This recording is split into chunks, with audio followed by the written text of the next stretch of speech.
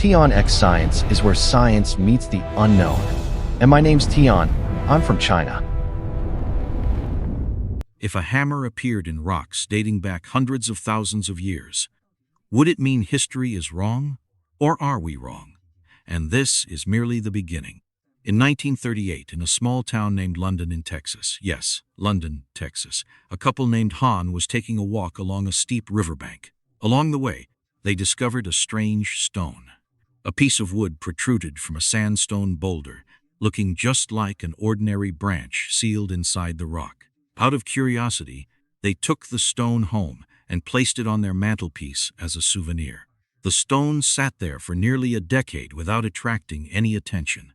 It was not until 1947 that their son decided to break the stone open to see what was exactly inside. As a result, he discovered something chilling.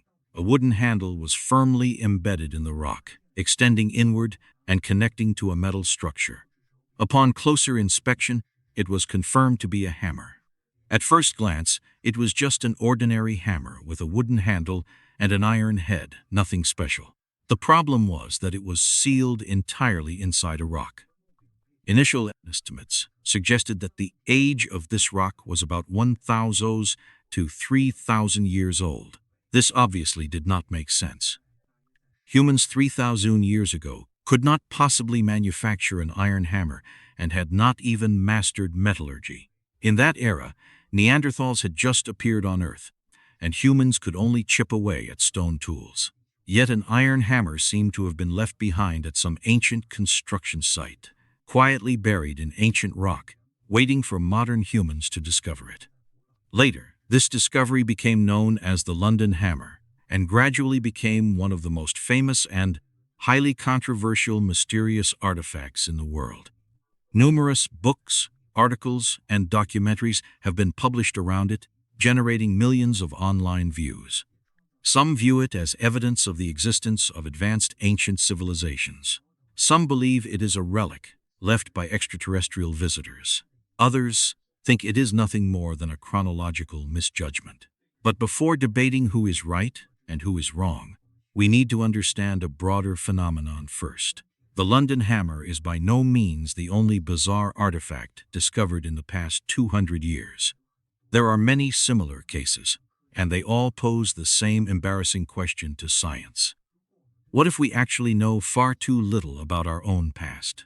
There is a specific term for this type of discovery called OOPArt, which stands for out-of-place artifact. This term was first coined by American naturalist Ivan Sanderson in the 1960s. Since then, it has gradually become a common term used by alternative history researchers, skeptics alike. An OOPArt refers to an object that appears in a historical context where it does not belong. Examples include iron nails in coal seams, gold chains in coal mines, and concrete walls appearing hundreds of meters underground. Every single discovery acts like a thorn in the side of traditional historical views, not enough to completely overturn them, yet impossible to ignore completely. Let us return to the London Hammer itself and look at the established facts we currently have. First, this hammer is real. Today, you can still see it at the Creation Evidence Museum in Glen Rose, Texas. That is a small private museum founded by creationism supporter Carl Baugh, and the London Hammer is one of the most famous exhibits in the museum. Baugh views it as evidence proving that the Earth is not billions of years old, but only a few thousand years old. The hammer is about 15 centimeters long with a head diameter of about 6 centimeters. The wooden handle is partially mineralized, looking like it has indeed undergone long-term environmental mineralization.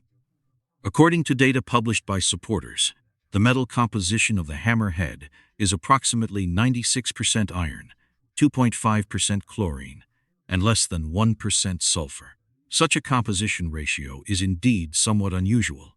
The high chlorine content, in particular, is not common in modern industrial alloys, and this has become a crucial basis for various bold speculations.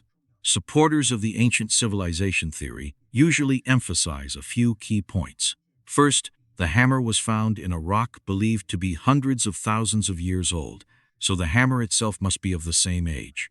Second, the metal composition does not entirely match known modern alloys, seemingly representing some unknown technology. Third, the wooden handle exhibits a coalification-like phenomenon, which is considered evidence of extreme antiquity. Following this deduction, the conclusion seems quite astonishing. Hundreds of thousands of years ago, when humans had not yet mastered metallurgy, an intelligent civilization capable of manufacturing iron hammers already existed on Earth. It certainly sounds very convincing. On the other hand, almost all professional geologists and archaeologists have raised equally strong counter-arguments. The problem first lies with the rock itself. The age of a rock does not equal the age of the object inside it. Geologists are very familiar with a specific phenomenon. Mineral-rich groundwater continuously seeps and deposits, eventually forming a hard limestone or sandstone shell around an object. This process is known as concretion formation. In other words, an object that is only 100 or 200 years old, if placed in the right geological environment, could form an encasement that looks like ancient rock within just a few decades. Visually, it might not even have any obvious differences from natural rocks formed millions of years ago. To put it another way, the rock encasing the hammer might be very old, but that does not mean the hammer entered it hundreds of thousands of years ago. It is entirely possible that it fell into a crevice during a much later period, was covered by sediment, and subsequently formed a mineral shell. In addition to this, there is an unavoidable issue. The London hammer was not discovered during a formal archaeological excavation. It was simply an ordinary rock picked up by a couple from a riverbank. There are no eyewitness records, no detailed mappings, no stratigraphy photographs, and no complete excavation context. For archaeology, contextual information is often more important than the artifact itself. An artifact removed from its original context might lose more than 90% of its research value. We do not know how deep it was originally buried, which rock layer it came from, or whether there were other related objects nearby. As for the unusual metal composition, geochemists have also provided a reasonable explanation. A higher chlorine content does not necessarily imply unknown technology. When buried in a mineral and salt-rich environment for a long time, metal undergoes continuous chemical changes. After hundreds of years of corrosion, its composition could be completely different from its original state.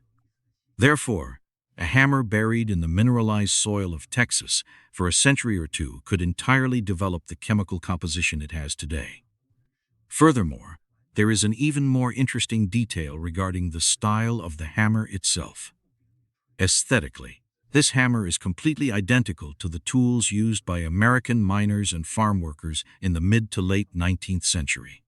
The overall size, the shape of the hammerhead, and the ratio of the wooden handle to the head all match the characteristics of common hand tools from that era.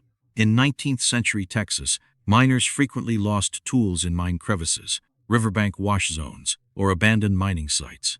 A hammer lost around 1850, if it happened to fall into a limestone crevice, could easily be encased by minerals after 150 years of mineralization, making it look as if it had been sealed inside the rock from the very beginning.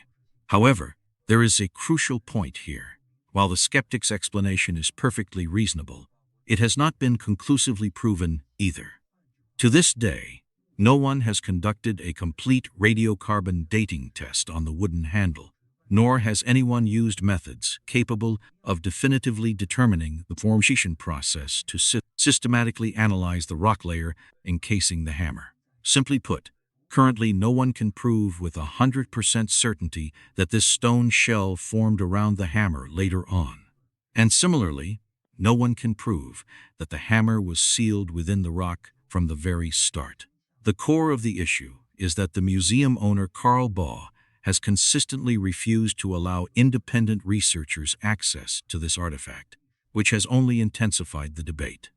Skeptics believe he refuses open research out of fear that the truth will overturn his claims. Meanwhile, alternative history proponents argue that the mainstream scientific community is afraid to face a discovery that might rewrite history. Consequently, the London hammer remains in an awkward state of limbo. It has neither been fully verified nor completely debunked. In a sense, it has become the perfect mysterious artifact for endless debate. But the London hammer is just the tip of the iceberg. Next, we will cast our gaze much deeper, literally deeper. In 1885, inside a coal mine in the Austrian town of Schondorf, a mysterious object later known as the Salzburg Cube was discovered. At the time, a miner was splitting open a piece of lignite. These coal seams formed during the Tertiary period, dating back approximately 20 to 65 million years ago.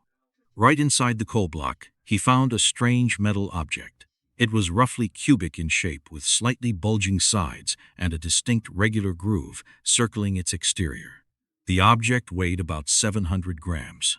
According to analyses conducted at the time, it was primarily composed of iron, while also containing elements like nickel and carbon. This discovery immediately caused a sensation. If a hammer appearing in a rock is bizarre enough, a metal cube appearing in a coal seam formed millions of years ago is clearly even more inconceivable. Austrian scientists subsequently studied it and published relevant reports. However, opinions regarding its origin have never been unified. Some suggested it might be an iron meteorite, because iron meteorites rich in nickel can indeed exhibit unusual shapes.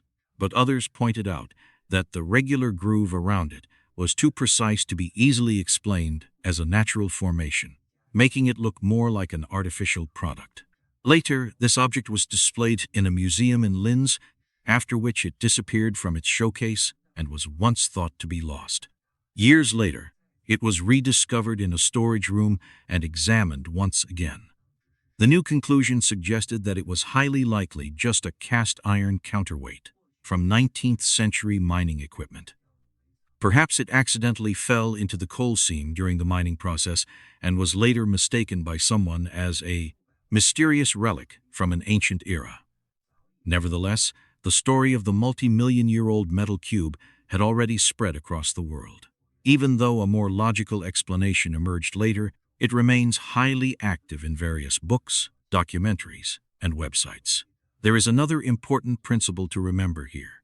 Many so-called impossible artifacts actually stem from a phenomenon known as contamination and intrusion. Mines, quarries, and construction sites are places where strata are constantly disrupted and mixed. An object from a certain era can easily find its way into rock layers formed in a completely different geological age. Archaeologists call this phenomenon intrusive material. Put simply, it is a modern object entering an ancient environment. Without witnessing the process of its entry firsthand, people can easily misinterpret this situation as a historical anomaly. However, there are also some cases that cannot be explained away by simple intrusion. One of the most famous examples of this is the Antikythera Mechanism. In 1901, a group of Greek sponge divers discovered an ancient Roman shipwreck dating back to around 70 BC in the waters near the island of Antikythera. Amidst the salvaged bronze statues and coins, they also found a piece of heavily corroded bronze debris.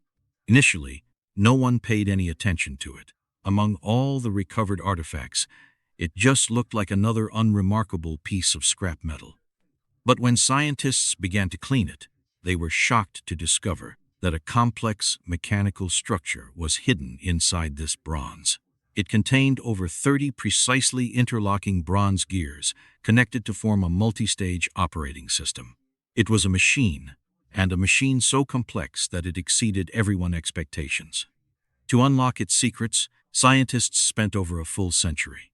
Using X-ray, computed tomography, and computer modeling technology, they finally confirmed that this was an ancient analog computer. It could calculate the positions of the sun, the moon, and the 5 known planets of that time. It could predict solar and lunar eclipses, track the ancient Olympic cycles, and even correct for complex variations in the orbital motion of the moon.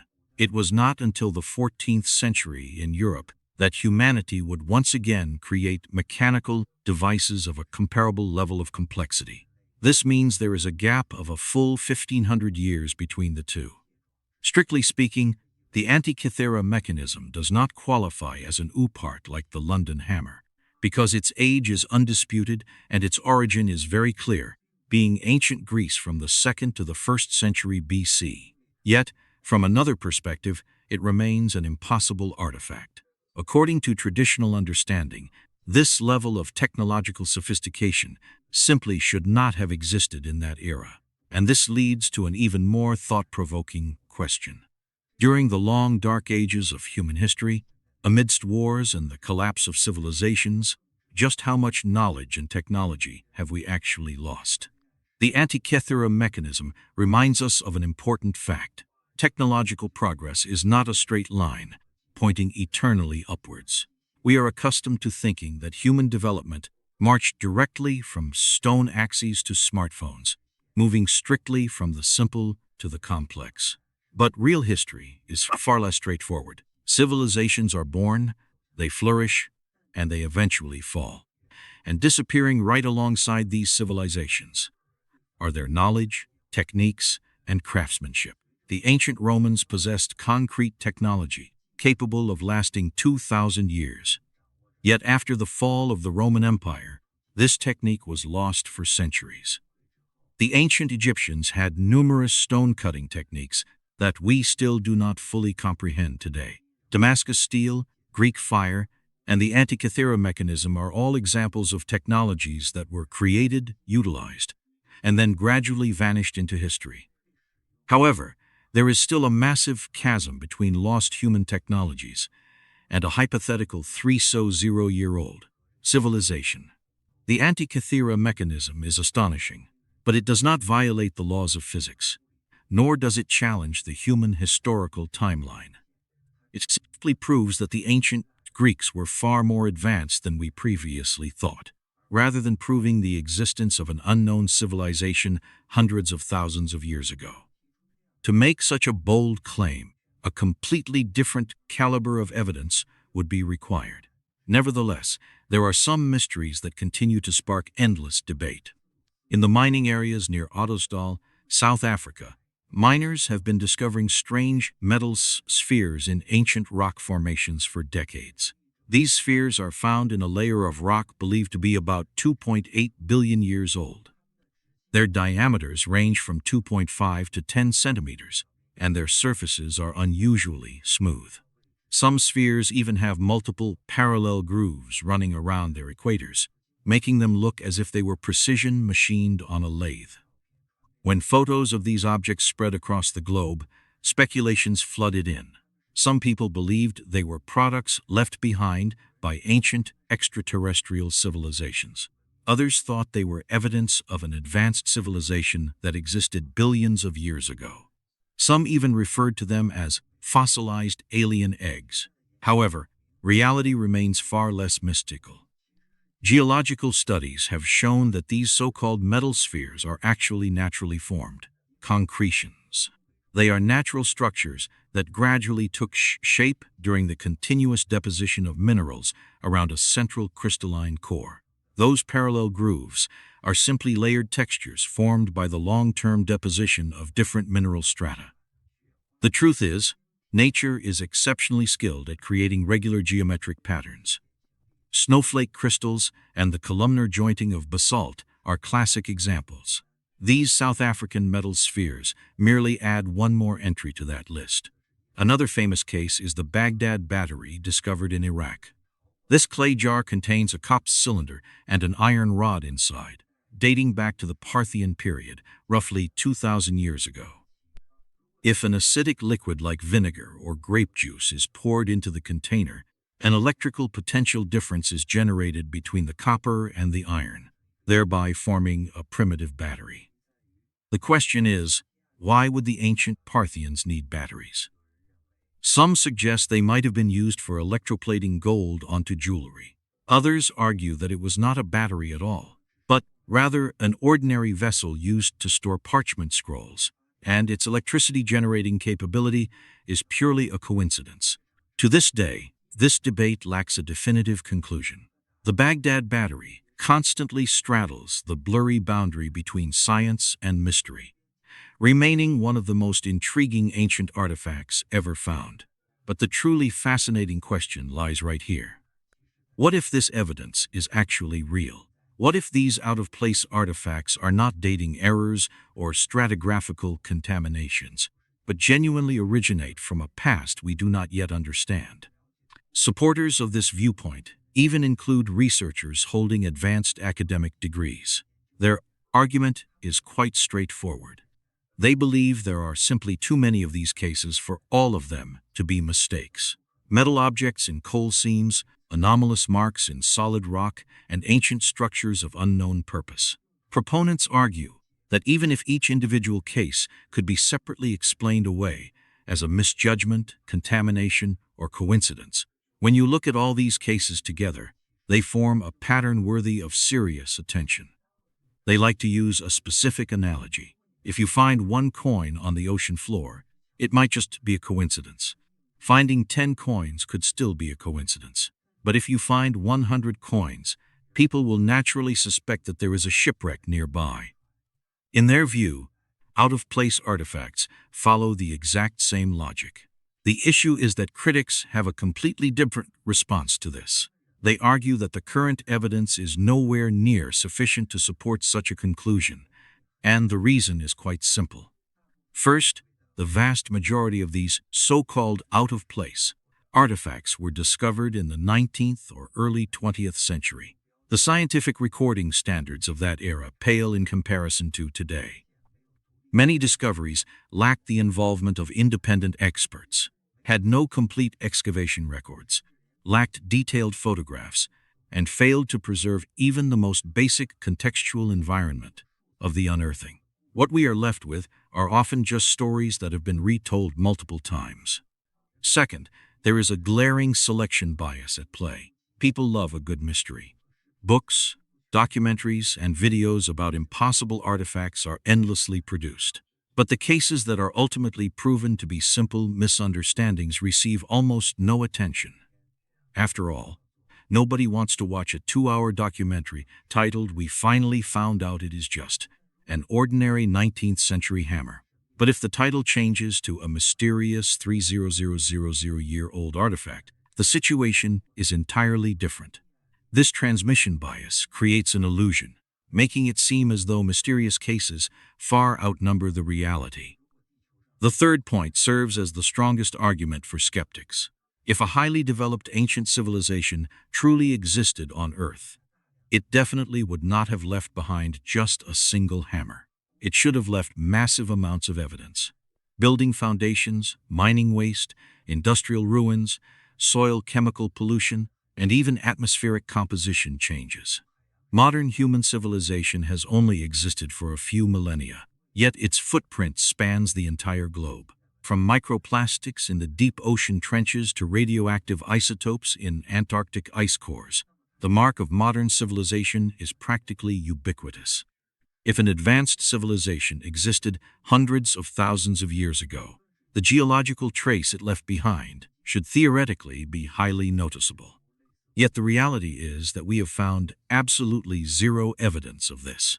Whether looking at rock strata, ice cores, or sedimentary records, nothing shows clear signs of such a civilization.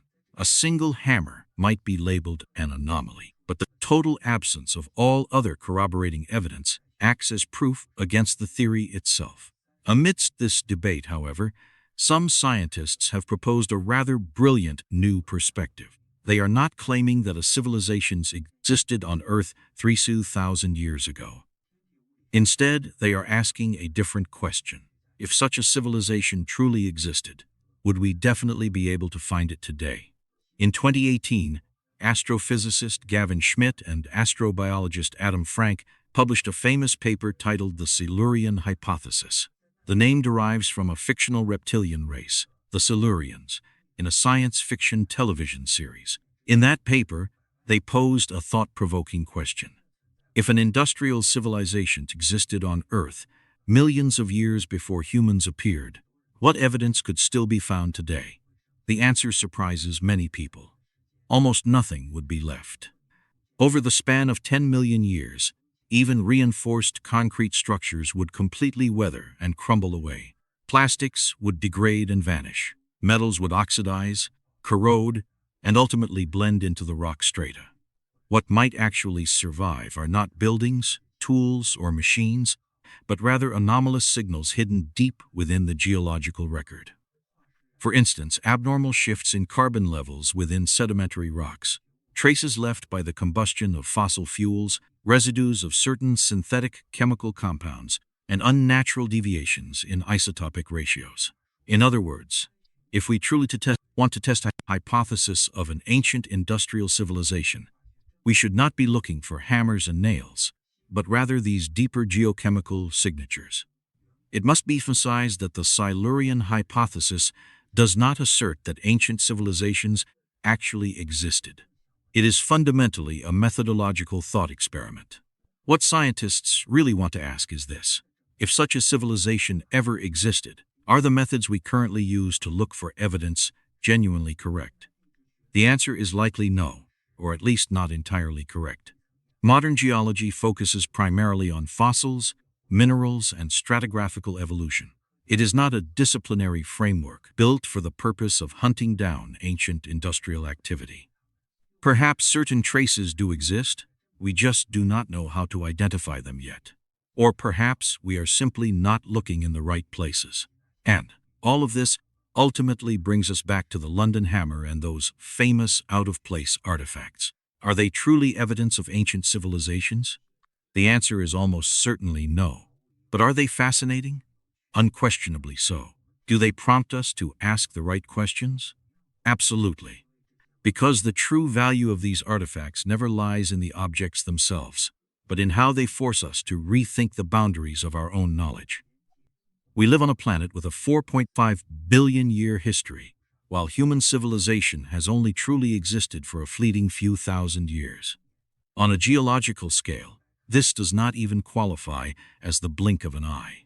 The Earth crust we have studied represents only a minuscule fraction of the entire planet. The ocean floor we have explored is similarly just a tiny fraction. The same applies to ice cores, deep sediments, and ancient strata. Under these circumstances, if anyone claims to completely understand everything about the past of our Earth, it would be an arrogance that science simply cannot afford. Returning to the London hammer itself, the most logical explanation remains that it originally belonged to a 19th century miner or farmer, fell into a rock crevice, was gradually encapsulated by minerals, and was accidentally discovered by a passing couple over a century later. According to Occam's razor principle, which states that the simplest explanation is usually closest to the truth, this remains the most probable answer today. The issue is that this answer has not yet been conclusively verified. The London hammer has still not undergone complete and independent scientific scrutiny. As long as this situation persists, it will maintain the same status it has held for the past 80 years, serving as a projection screen for everyone to display their own personal beliefs. Creationists see it as proof of a young Earth. Alternative history enthusiasts view it as a relic of an ancient civilization. Skeptics consider it nothing more than an ordinary hammer encased in concretion. Meanwhile, scientists treat it as a reminder that even the simplest objects can sometimes be more complex than they appear on the surface. Ultimately, the story of out-of-place artifacts is really a story about humanity itself. It speaks of our yearning for miracles, our fear of the unknown, and that lingering thought deep within our minds. Has someone been here before us? Did other intelligent civilizations exist on this planet before humans appeared? Are we truly the only visitors in the vast river of time? A hammer sealed inside a rock does not provide the answers. It only poses the questions. And perhaps that is exactly why it is so captivating. Not because we know who made it, but on the contrary, precisely because we do not know, and perhaps we never will. However, there is one rather ironic thought regarding all of this. If, millions of years from now, another intelligent species begins to excavate the ruins we leave behind today, they will have absolutely no doubt that human civilization existed. We have left far too many traces. Plastic bottles, concrete structures, industrial waste, and artificial satellites orbiting the Earth. This evidence is enough to explain everything. But what if there really was another civilization before humans? A civilization without plastics, without nuclear energy, and without reinforced concrete. What on earth would they leave behind? Perhaps all that would remain is a hammer sealed inside a rock, an insignificant, unconvincing, and forever controversial trace. A puzzle we have found yet can never completely decipher. What truly makes out-of-place artifacts so mesmerizing is perhaps never the evidence itself, but rather this very concept. It reminds us that 4.5 billion years is a long, unimaginably vast stretch of time, and humanity's understanding of this time is nothing more than a thin, fragile film covering the surface of a bottomless abyss, limited in scope, yet forever trying to peer into the deeper truths below. The story of these out-of-place artifacts is more than just a collection of historical puzzles. On a deeper level, it teaches us a profound lesson in humility. When standing before the 4.5 billion-year timeline of our Earth, the entirety of human civilization and our accumulated knowledge is truly as small as a grain of sand in a vast desert. The greatest arrogance of humanity is to believe that we already know everything about our past. Science is not a finished book with a sealed cover. Science is a continuous journey of skepticism, exploration, and the courage to ask questions that push beyond conventional boundaries. We must always keep an open mind to embrace the wonders of the universe, while simultaneously maintaining sharp critical thinking to seek the genuine truth. Here at TIAN Science, my ultimate goal is to always bring you the most multidimensional and fascinating perspectives about our world. However, please keep in mind that all the content, theories, and analyses I have synthesized and shared today reflect my own personal opinions. And because they are personal perspectives, they could be absolutely right, or they could be completely wrong. That is exactly why I really want to hear from you. What do you guys think about all of this? Are these theories right or wrong? Are these artifacts real or fake? Do you believe they are the remnants of a glorious lost civilization that existed long before humans? Or is this all just a random coincidence orchestrated by Mother Nature mixed with our wild imagination? And by the way, where in the world are you watching this video from? What country or city are you in right now? Please drop your location in the comments and share your thoughts with me. The truth is always illuminated through open and diverse discussions. I will be reading and replying to you guys. I cannot wait to see you all down in the comments section below. Thank you so much for joining TIAN Science today.